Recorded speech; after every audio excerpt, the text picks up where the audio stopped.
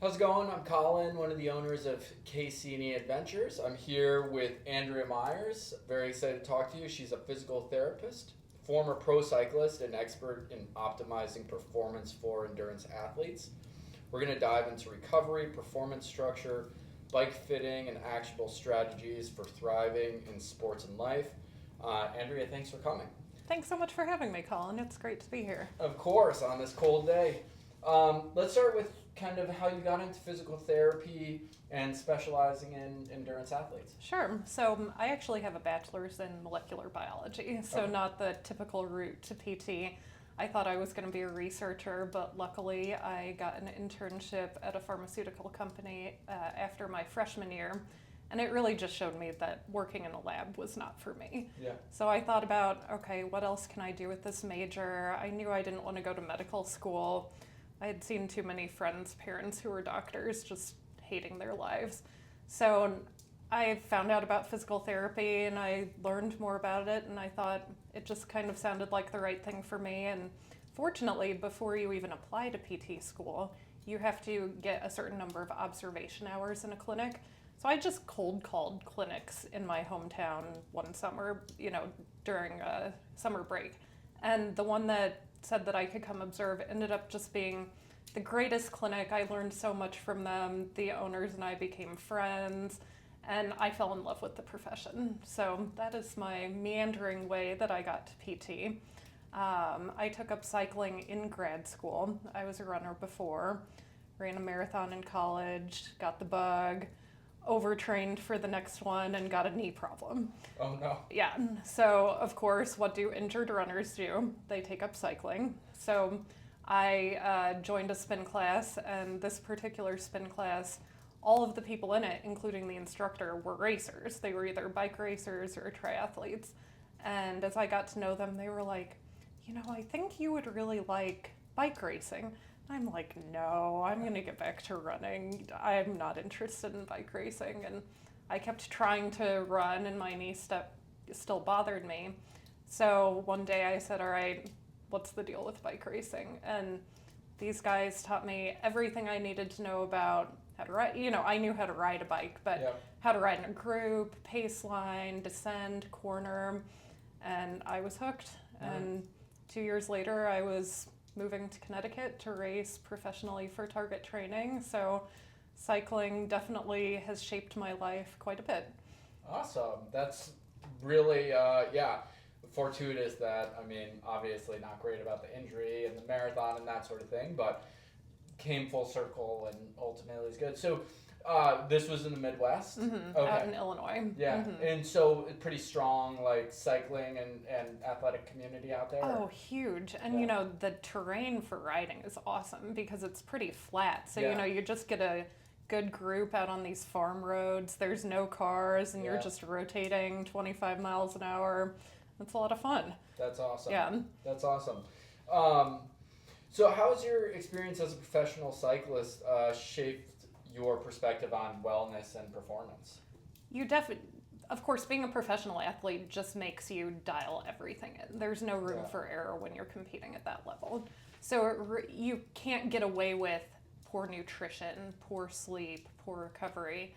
You really can't leave any stone unturned in trying to figure out how can I be the best athlete I can be. It really taught me a lot about simplifying. Like, Yeah. if I'm going to do this, I need to not have all of these other things that I'm trying to do. I just need to focus on riding.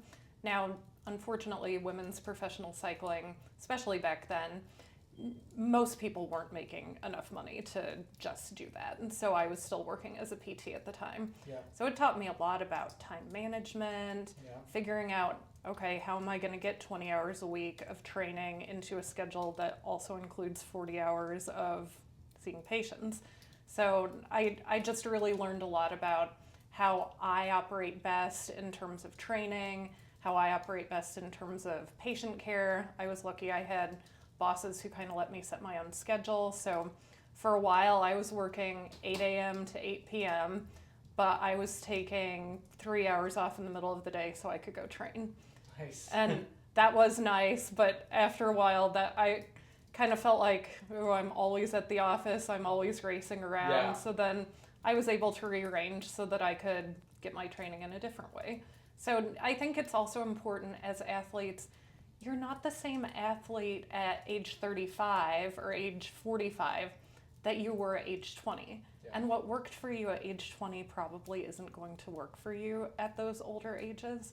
So you've got to kind of let go, okay, that's the athlete I was then, Yeah. but what's going to work best for me now, for my situation, for how my body recovers, for the amount of sleep I need. You've just got to really meet yourself where you're at in the given moment. Totally.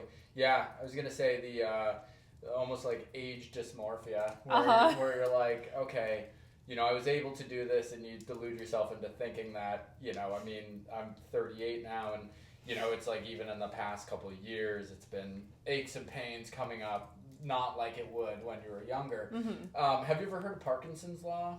No. Okay, so this, I believe that's what it's called, so don't quote me fully, but it's basically this theory or law that, like, however amount of time you give yourself to accomplish something, that's how long it'll take. And so when you think about it, I thought about it in regards to like pre-kids. I was like, okay, I'm maxed, I'm efficient, I'm whatever, and then you have kids, and then you're like, whoa, like time lessened significantly. But it's like that acclimation phase of like, same thing, if you're working 12 hours a day, it's like, and you still really are dedicated to accomplishing these goals. I feel like, there's a way of structuring your life in such a way that can, that you can get it in, but it's not going to mimic the way you could do it when you were unencumbered, like without, a full-time job and that sort of thing. Absolutely. Yeah. It's funny. I talk to people who have recently retired, and they're like, I don't do that much during the day, but the day goes by so quickly. And it's true.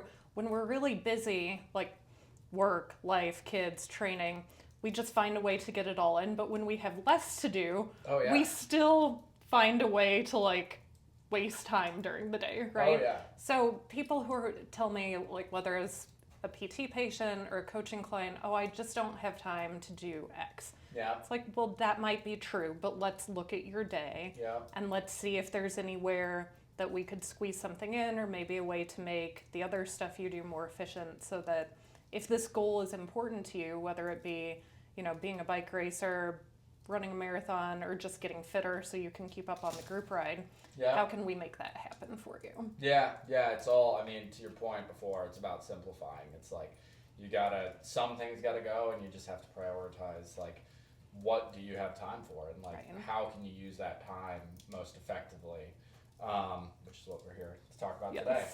Awesome. Well, thank you for all that. So one of the things that is, I know, really hard for athletes, I think, conceptually and just like physically to do, or not even athletes, but I think people in general, there's a bit of shaming that goes around like rest and recovery, because you feel like if you're not doing something, you're losing ground in some way. So if you could wave a magic wand and fix one recovery mistake that, either athletes or like the recreationalist that's going out on the weekends, what would it be? Well, first of all, actually recovering, that would be one thing. But the other thing is, especially cyclists. Cyclists are so obsessed with marginal gains. We hear about these pro teams talking about how they're drinking pineapple juice or tart cherry juice, or they're sleeping on special mattresses. These are guys who are looking for like that last like 0.1% of performance, because at that level, that's the difference between first and 10th. Yeah. If you're not a Tour de France racer, you should stop worrying about marginal gains and worry about nailing the basics. And when it comes to recovery, the basics are nutrition and sleep.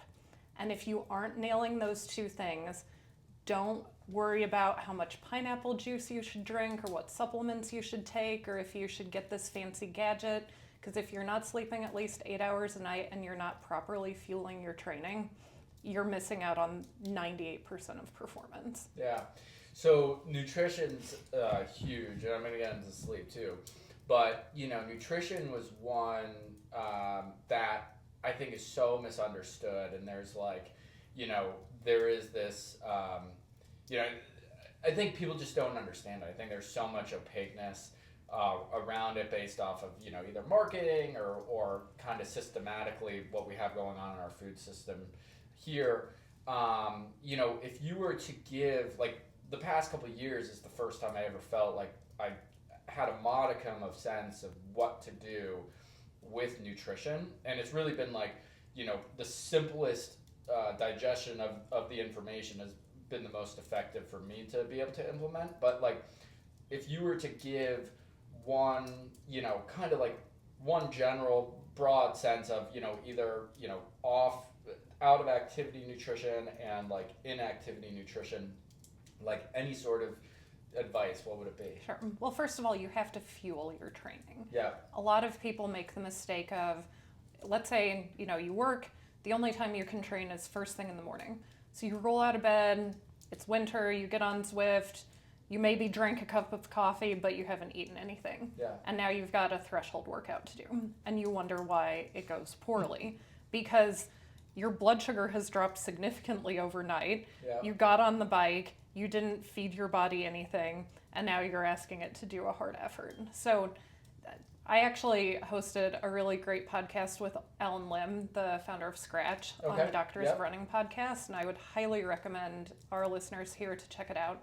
One thing that he recommended for people who have to train early in the morning is don't worry about getting up early to like eat breakfast, because if you're already getting up at 4, getting up at 3 to eat something is just, there's that balance between sleep and nutrition. Yeah. So right before you start, and this is easy for cyclists to do, consume 300 to 400 calories of carbs. Yeah. And now with all of these great high carb drink products out there, Scratch makes their high carb product, Morton has one, Never Second has one.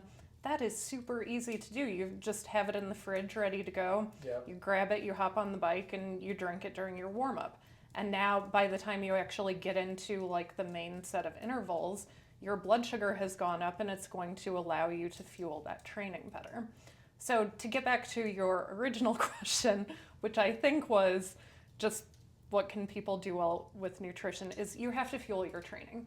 And the second thing is, I think with all endurance sports, but cycling in particular, we have a real problem with body image. Yes. And with people thinking that whatever weight they are, they would be a better athlete if they were lighter. Yep. And that is not always true. Yep. Now, certainly, if you are trying to be, an elite bike racer, yes, you need to be at a healthy weight. But a healthy weight doesn't necessarily mean the lightest possible weight you can exist at. You have to work with a nutritionist, and when I say nutritionist, I mean a sports dietitian who has a special certification in endurance athletes, not someone who took a weekend course and calls themselves a nutritionist. Yeah. You want someone with minimum a master's degree in nutrition and has that sports specialization. But we can't just try to lose weight while we're trying to improve our performance. Yes. That's very difficult to do. But the number one thing you can do is pre-workout, during workout, post-workout, make sure you're giving your body what it needs.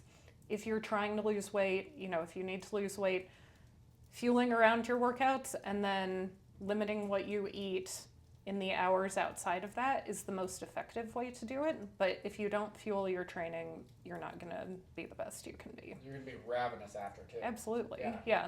I think that's a whole misconception is like, people, obviously we have a problem in the country with obesity and overweight, and like I think a lot of people are constantly fighting that in ways, and so I think there's this idea of like, oh, okay, I'm going to go out, I'm going to do a fasted ride where I don't eat before and it's going to help, but all you're doing is burning your whatever energy you have in your muscles, and then you're going to have to replenish it, and then you're like that much more ravenous after. And that's where like this past year I've been using the Morton product and I really like it, and it's like there is such a insanely noticeable difference of like a fueled workout and a not, like even on like, zone 2 rides or like, even zone 1 rides, it's like you're still burning energy.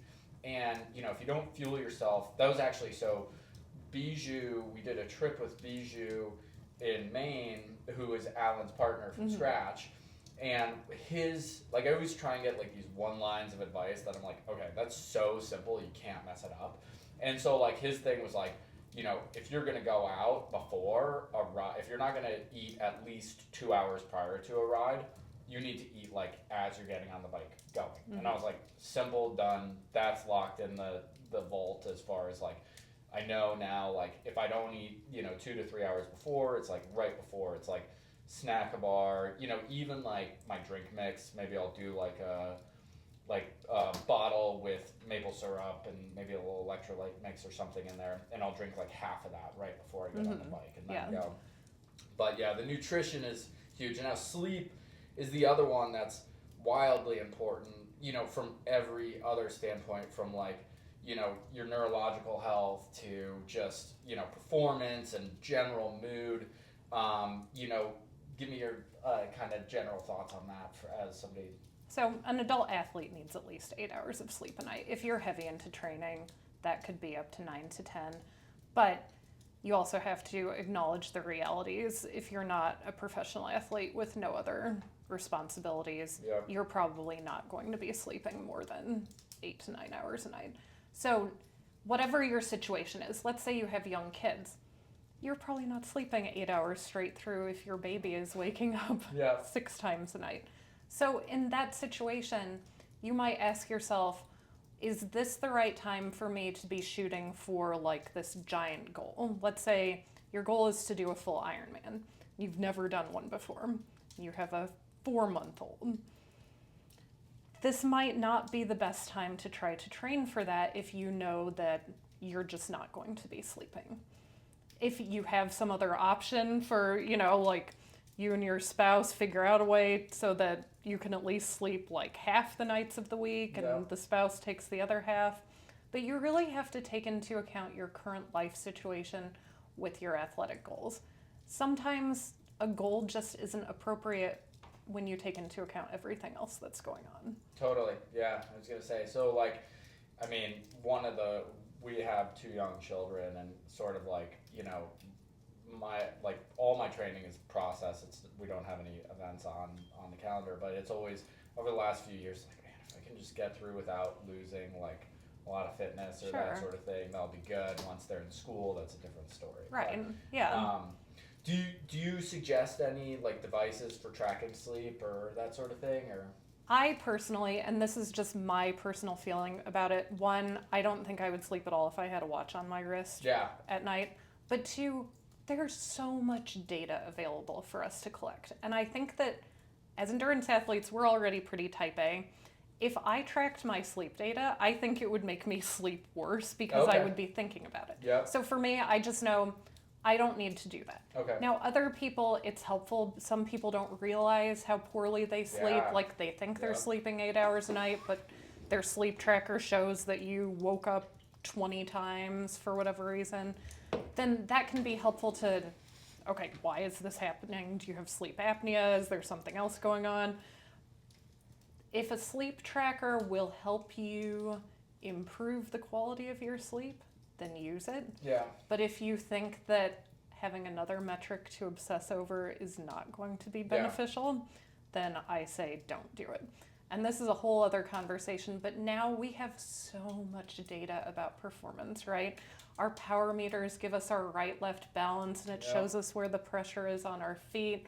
And we've got our heart rate strap that gives us our respiration rate. But then when you dive into the accuracy of a lot of those metrics, they're not great.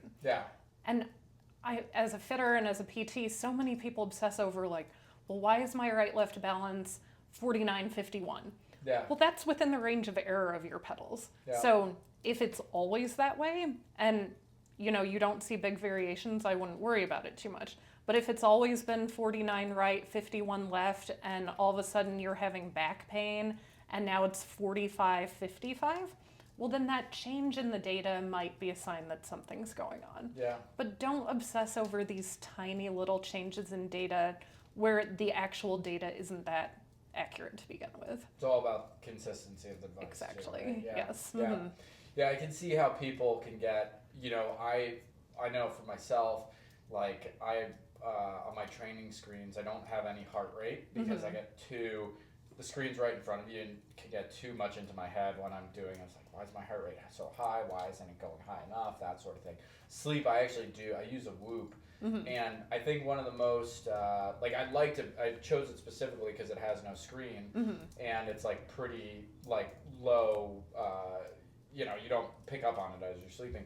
And, I think one of the really interesting ones was like what nutrition and like food choices or beverage choices were doing to my sleep, because there were so many times that, and I think this is a lot of people honestly that are like, oh, I'm getting enough sleep, and it's like you find out you're sleeping like 6 hours a night, because by the time you like, go to bed and then you're up early or you're waking up in the middle of the night. I found it with like alcohol. That was a huge piece of, why I've reduced so much alcohol consumption over the last year is like, you see like even just like a drink or two severely disrupts your sleep. Right. It's like your heart rate, everything is like spiked, your blood sugar spiked before you go to bed, and then, it actually, to bring it back to travel, so there's this great, thing that Italians do called a passeggiata. Do you know what that is? Mm-mm. So basically, a passeggiata is after you eat a meal, you go walk, and you just walk around at like a leisurely pace around a city or town, wherever you are. And the whole idea, I don't think it was developed out of that. Like, I think Italians are acutely in tune with their body sensations and then like adjust according to that, where, now we have so much data that we base it off data.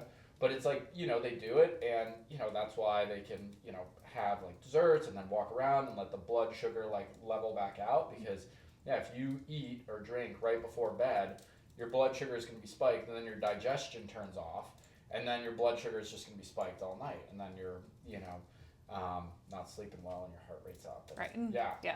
And I would say a Whoop is good for, like, if you haven't already figured out that drinking before bed is not great for sleeping, but your Whoop will teach you that, then that's a really good thing for people to see. And I like that, the conversation in the U.S. is definitely heading towards the very obvious idea that really no amount of alcohol is good for you. Alcohol is literally a poison. It's bad for every cell in our body. So, previously, a glass of red wine a day is good for your heart, right? It's really not. And there's a lot of better sources for antioxidants that don't contain alcohol. So I think as people get that message, hopefully people will also see an improvement in their sleep, just an improvement in their overall health. Totally. Or at least just make more informed, better decisions about, consumption and that sort of thing, and what it's actually doing to your body. So you can make the adjustments. Awesome. So let's go into, different types of recovery, because there's like passive and active recovery. You want to explain the two different ones and what you recommend? Okay, so let's just talk about training, just bike training, right? So if you look at like a typical 7-day week, you might have 2 recovery days, a few, zone 2 endurance days, 2 hard workouts, a long ride, depending on what you're training for and what stage of training you're in. So what do those recovery days look like? Well, it depends on the person, and it depends on the stage of training you're in. Some people need a day off each week where they just don't have a workout scheduled, and that's fine. Like, if you're a busy, working person with kids, family, sometimes you need that day off so you can get all the other stuff in your life done. If you're a more serious athlete, you may find that taking that day completely off actually leaves you less recovered to resume training the next day than if you did a very easy, like 45-minute to 1 hour zone 1 ride. We is that? It's because our bodies respond to movement. We're athletes. We're used to pedaling a bike, right? You take a day off and we get a little rusty. And even in a day, you take a day off, you get on the bike the next day, you're like, it takes a little longer to warm up. But if you had done that short zone 1 ride the day before, you kept everything loose, you mobilized your fascia, you got the blood flowing to your muscles.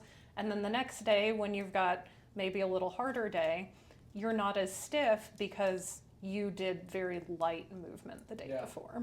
Well, I think too that it got part of it has to be like therapeutic benefits of it. I know there's like, I definitely think, having known enough endurance athletes and being a pseudo endurance athlete, I guess myself, it's like the, like it is like replenishing to be outside in nature and like, getting those endorphins going at least for a little bit where like, sometimes if you're sitting inside, you're like, okay, I'm not getting kind of that surge of endorphins that I'm usually used to. And from a scientific perspective, when you do a very low intensity, whether it's ride, run, walk, your cortisol levels go down. Yeah. You're moving, but you're at a very low heart rate. I find, especially if I'm in the middle of a hard training block, whether it's cycling or running, every time you get on the bike or every time you go for a run, you feel the stress, right? Even if you're just doing like an endurance ride or run. But you go out and you do that like zone 1 ride where you're still on the bike, but it's not hard at all. Yeah. I find that that's really good for my mind because it's like I'm on the bike, but there's no stress. Yep. This isn't hard at all. I'm not putting out any effort. It's like going for a walk on the bike. And when I get back, I feel more relaxed because like that sympathetic drive that you normally need for harder training, you didn't need that. Your parasympathetic system kicked in while you were doing this easy ride, and you just feel almost like reset both mentally and physically. Yeah, and there's no like there's no expectation on that, right? Right. You're not like tracking your normalized power and trying to get something. Yeah, right now I'm doing a lot of running training, so today was a recovery day for me, which right now is just 5 miles easy. Yeah. I ran 5 miles and my average heart rate was 110. Yeah. Like super easy, super slow, like 3 minutes per mile slower than my 5K pace. Yeah. There's no shame in that. I felt awesome after I did it. Yeah. And same thing as I'm doing it, it's like, yes, I'm just not pushing it at all. I'm just moving along.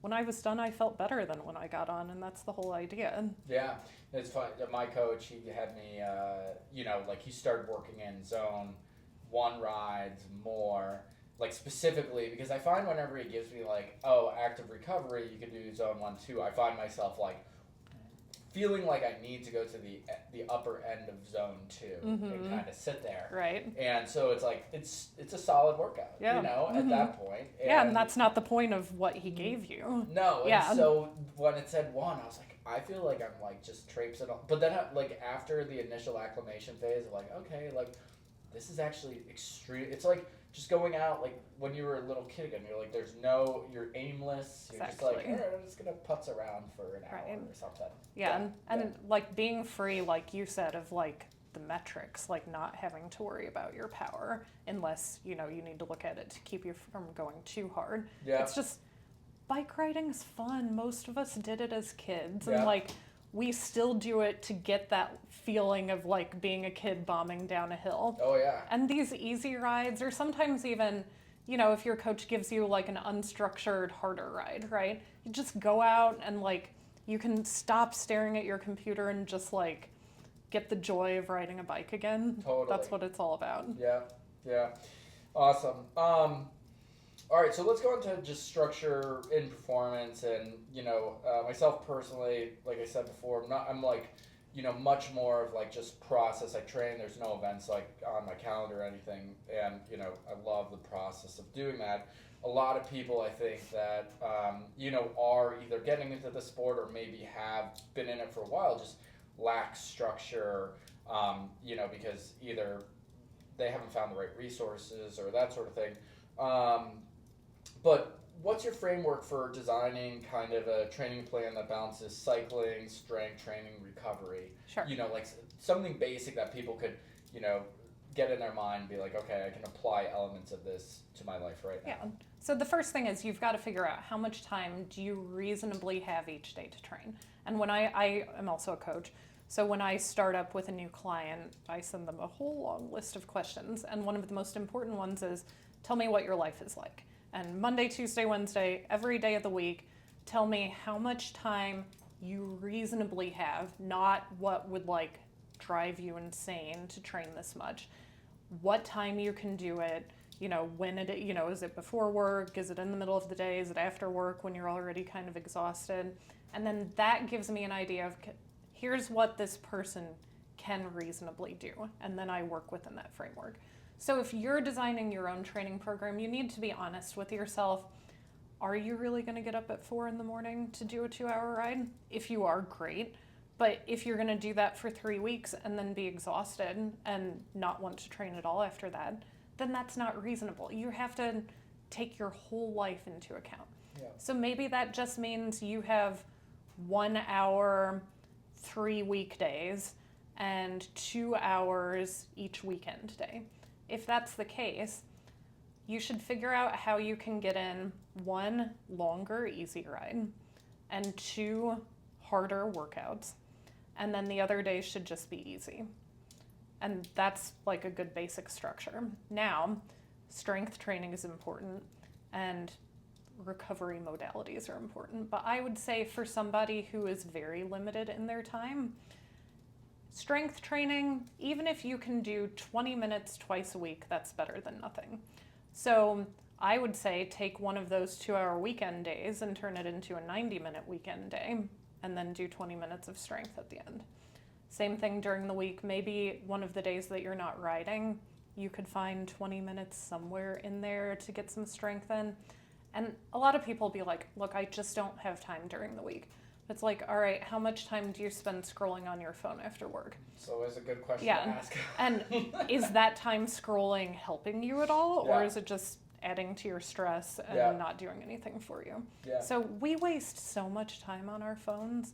It's just, I think the average is like 3 hours a day. Absolutely. Yeah. And you and I are both of the age where we grew up without, the internet. I think we got AOL when I was in like middle school or maybe freshman year of high school. Same. My first iPhone, I was like 25 years old and working. I remember what people did before we scrolled on our phones all day. Yeah. And we had a lot more time to dedicate to other things. Totally. So people who feel like, oh, I just don't have the time to strength train, I don't have time to train, look at how much time you're spending on your phone, and your phone will actually tell you. Oh, yeah. You can go into settings and see. And you can set limits on it, too. Oh, yeah.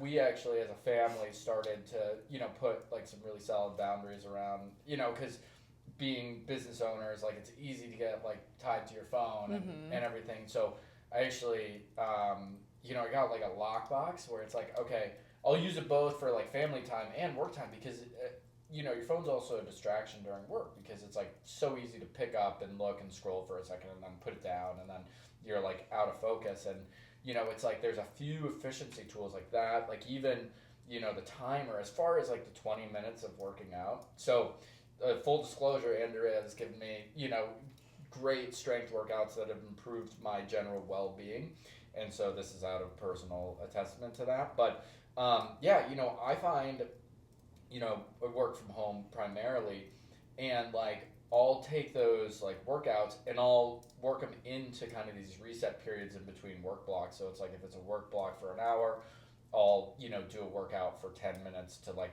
reset and then reframe for whatever the next work block is, and it helps kind of like boost my energy up, get the blood flowing, get away from a screen. But yeah, I think too, like there's this perception of there's not enough time sometimes, but I think it's just not being utilized the right way. And so like back to the Parkinson's law, it's like, you take, and we started doing this with the kids when we clean up the house. It's like it's like, okay, let's set the timer for 10 minutes. Let's turn on some pump up music and let's clean the house for 10 minutes. And then you're like, okay, we actually cleaned the house in 10 minutes. And like, usually you're like, oh, this is going to take hours. And then you come up with every reason to want to put it off. And it's like, if you were like, okay, I'm going to give myself 20 minutes to do as much of this workout as I can, and then I'm going to go back to work. It's like you can find those pockets, but it's just a matter of picking and choosing, simplifying, what are the things you actually want to focus on. Absolutely, yeah. And the other thing I would say, people, when they think about starting, let's say, a cycling training program, or when they think about, okay, this year I'm going to train for Bat and Kill, or I'm going to train for this Gran Fondo. they think, oh my gosh, I have to dedicate so much time to riding my bike. And if I'm going to strength train, I've got to go to the gym and be there for an hour each time. You don't. Yeah. The body responds to new stresses. So if you've been doing no strength training, anything above that is going to be beneficial for you. So even if you only have 10 minutes twice a week, that's more than what you were doing before, and it will be enough to see changes. Now, is it enough if like you're trying to maximize your performance, if you're trying to be like the best cyclist you can be? No. But is it better than nothing? Absolutely. So it's so easy to get in our own way and just be like, oh, I don't have time to do that whole routine, so I'm just gonna stay on the couch. Yep. No. During the commercial of the show you're watching, get up and do one exercise. Yeah. Yeah. And then the next set of commercials, do another one. Yeah. Like, you can always find a way to sneak it in. Totally. But we just have to kind of change our mindset and not be defeatist about, I'm too busy, I don't have time to do this. Or this all or nothing thing. Exactly. Because it compounds too. I found like, you know, like if you can start with like a little, like, okay, what's the smallest step possible? And then, you know, the next day, or like, you know, you do that for a period, and then you're like, okay, I did 10 minutes a day, I'm going to do 15 minutes a day. And then you're like, okay, I've acclimatized to that, now it's going to be 20. And then, you know, eventually you build up, you're like, whoa, over the last year, I've built up to like, you know, full routines. Mm-hmm. Right. And I think, you know, it should be said too, like, you know, it's like anytime you do something for, I think it's like 6 months, it's like 95% likely, like, that will be a lifelong routine. Whereas, like, you know, if you give up after before that 6 months, it's likely it'll just fall out. Right. Yeah. Okay, so tell me your perspective on long-term performance, preventing burnout, you know, particularly for people balancing like work, life, and sports. Yeah. I think the number one thing is for people to realize, like, a lot of people talk about like work-life balance. Yeah. But then now you hear more people talking about like work and life kind of go in peaks and valleys. Like, sometimes you're going to spend more time on your job. Sometimes your home life is going to take up more time, maybe because you have a newborn or maybe because someone's sick or whatever. So with athletic performance, unless you're a professional athlete where all you have to worry about is training, and even if you are a professional athlete, you still have family and, you know, other responsibilities, try to fit your goals into your current life. So like when I'm planning what events I want to target, and right now I'm mainly running, I know that for my job, I'm a PT and I'm also a bike fitter. Bike fitting is a big part of what I do. The summer is by far the busiest time. Yeah. So I'm not going to do a marathon, you know, in the summertime because, one, the training sucks when it's that hot. But two, I don't have time to be in peak marathon training while I'm also in peak bike fit season. So I'm better off planning like a big event in the spring or fall or like late winter where I know that work's going to be a little slower and I'm going to have a little bit more time. Yeah. So similarly, if you know, I mean, this is a common one, you've got kids, your kids are off school in the summer. Maybe you stay home with them and during the summertime, you don't have as much time because you're entertaining your kids. That might not be the best time to target a big event. So you might be better off targeting an event during the school year where if you're like a stay-at-home parent, you have more time during the day to train for it. Yeah. And then you get that event done before your kids are home in the summer and you're their entertainment. Yeah. Or if your job has, you know, you've got this big deadline, don't plan your like target Grand Fondo right around that deadline. Self-sabotaging. Exactly, yeah. You can't do everything at once. Yeah. But you can, if you plan right, make things a little bit easier on yourself. Totally. And honestly, sometimes the answer is, well, this year might just not be the best year to target this. If you're going to be disappointed if you don't have like your best performance. Yeah. I think one of the great things about how cycling has changed recently is that, you know, it used to be all racing focused. Yeah. If you weren't fit, you're going to get dropped in the crit and you're going to get pulled 10 laps in. Yeah. And that's not very fun. Yeah. But now there's all these Grand Fondos, there's gravel events. It doesn't matter if you're dropped because you can just go do them. And you can have fun with your friends and who cares what place you finished or what your time was, because like it's more participatory. It's really gotten a lot more like running races. So maybe target something like that instead of deciding, oh, this is the year that I'm gonna like try to win, you know, the New Haven Grand Prix. Yeah. Yeah. Yeah, and I was gonna say too. I mean, like from my perspective, like, you know, there's a lot of emphasis put around competition. I think sometimes people, you know, think that like, okay, because like it's like a rite of passage that you have to do competitions in order to be a, you know, an avid, you know, cyclist athlete or something like that, or to work towards goals. Like, you know, and I think it's always good to, you know, have goals in mind, but I think it's also like, you know, like it doesn't need to be for anything other than the enjoyment of Exactly. it. And like I love training, like just to train. Like my goals every year with the coach is the same. It's like I want to ride, you know, stronger, faster, without injury, because I want to be cycling into my 80s, running, you know, like I want to be healthy. And I always found, like, I did a couple of competitions, and I always found like it totally like spoiled it for me. It was like, you know what, I got into cycling and being outdoors to get away from everything and any sort of pressure to perform. And it's like, you know, I like having these, you know, goals within myself to do and prove to myself, but you know, it's never been an external thing. And I think that's also like something, you know, now with like gravel cycling, you know, travel, adventure cycling, touring, it's like turned way more experiential than it has necessarily like, okay, I mean, there's umpteen races that you could go and do, and you could absolutely do that. But I think, you know, like you also can train just to enjoy your rides better, because Absolutely. like if you're out, I know for, you know, we go all around the world and, you know, do some amazing rides and places, and it's like you're going to enjoy it so much more if you have a good base level of fitness, Right. than if you're like, okay, like I'm focused more on my own personal suffering than I am, Yes. like, you know, Yeah, and I would agree with that. Like my husband is a former high level racer. He doesn't do that anymore, but we really like going on cycling trips. Yeah. So like a big motivator for him is training for whatever trip we're doing each year. And same, like that is the beauty of cycling, is that there's so many ways to enjoy it. You don't have to be a racer. You don't have to have any goals besides just loving being out on your bike. Yeah. And however you individually enjoy cycling, then that is the right way. Yeah. And like you don't need someone else telling you, oh, well, you really should be doing a race, or you really should be trying to increase your FTP. You know what? If you just like getting out on your bike and pedaling, then that's it for you. Yeah. Yeah. And if it leads to a better high quality of life, and I mean, that's what it's all about. It's Right. like, you got a limited amount of time on this earth, and so it's like, how are you going to spend it? Right, exactly. Okay, so we're coming up on time here, but I want to make sure I get a few more things in.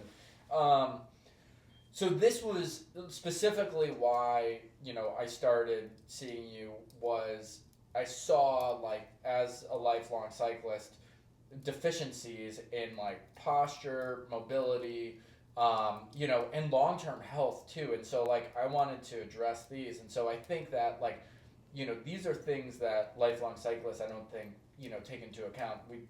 People tend to be very like, okay, this is it, just getting on my bike and going. But it can lead to, you know, what you were saying, osteoporosis. It could lead to, you know, poor posture, you know, general, like I was experiencing back pain maybe once a quarter. Now I have none. So yeah, go into that a little bit. So our bodies conform to whatever we ask it to do. So if you're a cyclist, you're spending a lot of time in the cycling position, leaning over your handlebars, which is fine. But if that's all you do, then you're probably going to start getting rounded shoulders and a little bit of a rounded back. And if you're not doing strength exercises to counterbalance just being on the bike all day, then you're going to end up looking like a typical cyclist who's a little bit hunched over. Yeah. Like I always, whenever I watch the Tour de France and I see those guys off their bikes at the end of a stage, they are not the picture of good posture. Yeah. And hopefully their physiotherapists are working with them in the off season to counteract some of that. So for cyclists in particular, we've got to do exercises that counteract this. So we've got to do a lot of strengthening for our backs. We've got to do some stretching for our chest. Yep. We want to keep good mobility in our hips and our legs. Obviously, hamstring flexibility is important. But for cyclists in particular, cycling is not a high impact sport. And there are so many studies that have found that even like elite level cyclists, male cyclists in their 30s and 40s, have osteoporosis, which is horrifying. You should not have 30 and 40-year-old high level male athletes with osteoporosis. But if all you're doing is riding a bike, you're not stimulating your bone to maintain your bone density. A lot of people don't realize that bone is not this like static tissue. It is a dynamic tissue that is constantly being built up and broken down. And the way that we build it up is by stimulating our bone. So that's through higher impact activity like running, jumping, strength training. Why does strength training stimulate our bone? Well, when we're lifting a heavy weight, our tendons pull on the bone and that stimulates the bone to build up stronger. So if all you do is pedal a bike, you are putting very little input into your bone tissue to build back up stronger. And that is compounded by if you are also not eating enough, then you don't have the nutrition to build your bone back up. So, and that makes sense. The conversation about low energy availability is huge right now. I'm really grateful that more and more sports scientists are talking about this. But this is more of an issue for runners than cyclists. But when you talk about stress fractures in runners, nutrition is one of the biggest risk factors for developing a stress fracture, because if you aren't eating enough, then you don't have the materials to build your bone back up stronger. Yeah. So if you're a competitive cyclist and you're trying to be as lean as possible, and you also don't do any strength training, you don't run in the off season, you're not doing any plyometrics, then you are at high risk of developing osteoporosis. And it is very hard to reverse that once you have gotten that low bone density. Interesting, yeah.